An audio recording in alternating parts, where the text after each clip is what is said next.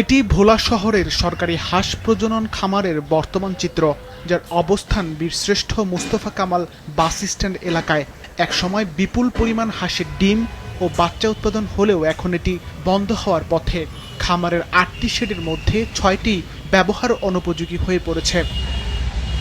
একসময় এখানে কয়েক হাজার হাঁস থাকলেও বর্তমানে মাত্র ২টি শেডে ৫০০টি হাঁস পালন করা হচ্ছে। এসব হাঁস থেকে প্রতিদিন গড়ে ২০০টিরও বেশি ডিম পাওয়া যাচ্ছে। তবে কয়েক বছর ধরে ইনকিউবেটর বিকল থাকায় ডিম থেকে বাচ্চা উৎপাদন পুরোপুরি বন্ধ। ফলে ডিম বিক্রি করেই সীমিত পরিসরে চলছে এর কার্যক্রম। প্রতিষ্ঠানটিতে জনবল সংকটও তীব্র। একজন কর্মকর্তা ও আউটসোর্সিংয়ের মাধ্যমে নিয়োগ পাওয়া ২ কর্মী দিয়েই পরিচালিত হচ্ছে পুরো খামার। যে সেটগুলি আছে সবগুলি সেটই পুরো ভাঙাচুরা, কাজ করতে খুবই আমাদের কষ্ট হয়।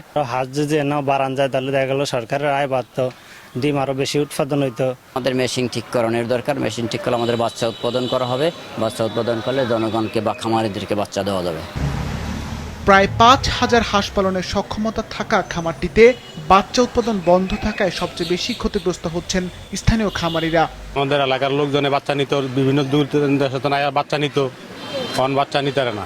খামার বাড়ি বন্ধ হয়ে গেছে, এটার মেশিন মেরামত নাই, নষ্ট। এটার জন্য আমরা এখন ডিমও পাচ্ছি না, হাঁসের বাচ্চাও পাচ্ছি না। আমাদের আবেদন এই হাঁসের খামারটা চালু করার আবারও। জেলা প্রাণী সম্পদ কর্মকর্তা জানান, ২০২১ সাল থেকে একমাত্র ইনকিউবেটরটি অকেজো হয়ে আছে। এটি সচল করতে একাধিকবার বাজেট চাওয়া হয়েছে। প্রয়োজনীয় বরাদ্দ পেলে পুনরায় বাচ্চা উৎপাদন শুরু করা সম্ভব হবে। দীর্ঘদিন ধরে বাজেটের অভাব এবং ভবনের মেরামতের অভাবে কার্যক্রম প্রায় স্থগিত। বারবার বাজেটের জন্য চাহিদা পাঠালেও বাজেট না পাওয়ায় হ্যাচারিটা চালু করা যাচ্ছে না। হ্যাচারি যদি চালু করা যায় তাহলে এই ভোলার মানুষ হাঁসের বাচ্চা ন্যায্য মূল্যে পাবে। সংশ্লিষ্টদের প্রত্যাশা, দ্রুত কার্যকর উদ্যোগ নিয়ে আবারও উৎপাদনমুখী করা হবে ভোলার এই গুরুত্বপূর্ণ সরকারি প্রতিষ্ঠানটি।